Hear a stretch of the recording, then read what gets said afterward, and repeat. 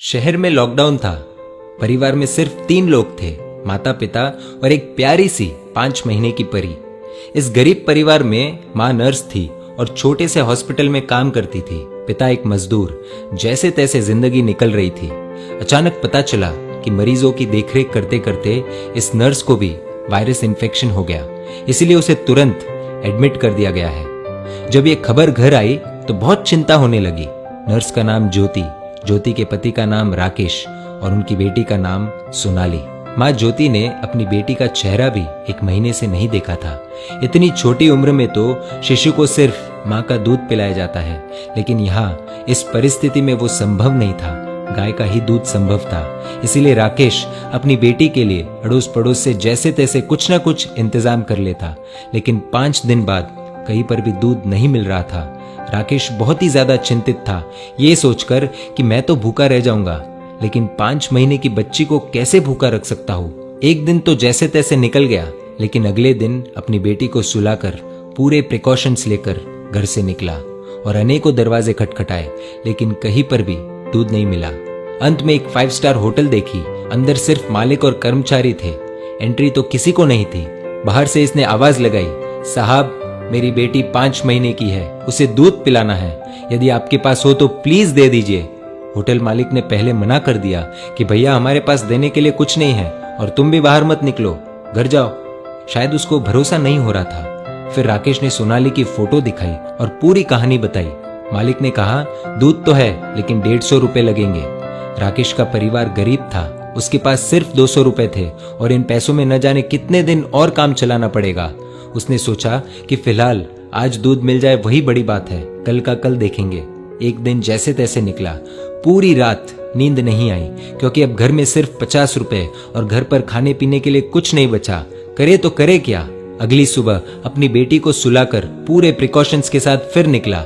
बहुत कोशिश की, लेकिन कुछ नहीं मिला। अंत में वही 5 स्टार होटल का दरवाजा खटखटाया। फिर मालिक बाहर आया। इस बार राकेश बोला, साहब मेरे पास सिर्फ 50 रुपए है, प्लीज दूध दे दीजिए।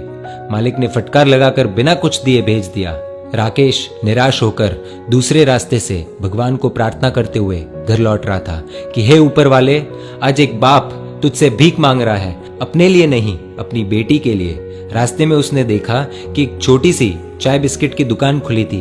दौड़कर वहां पहुंचा और देखा कि पुलिस वाले वहां चाय पी रहे हैं। पहले तो उसे डर लगा कि लॉकडाउन में बाहर निकला हो, धुलाई हो जाएगी और हिरासत में ले लिया तो घर पर बेटी अकेली है, लेकिन फिर भी हिम्मत करके गया और बोला, साहब मुझे मदद चाहिए।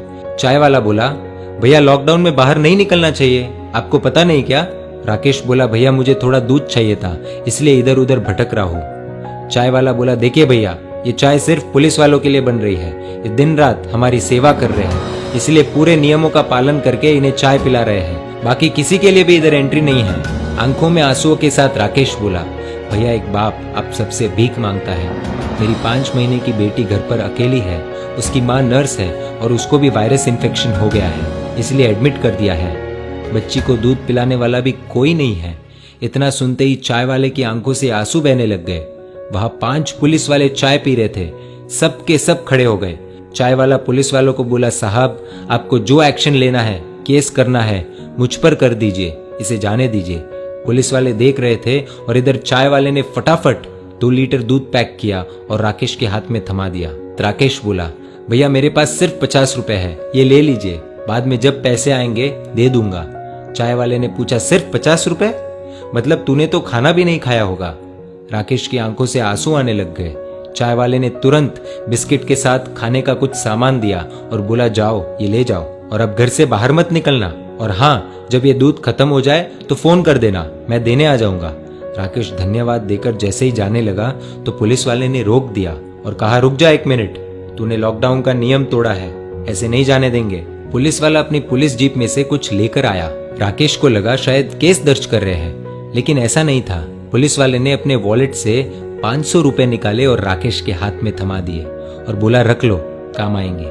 राकेश को यकीन नहीं हो रहा था कि उसके साथ क्या हो रहा है।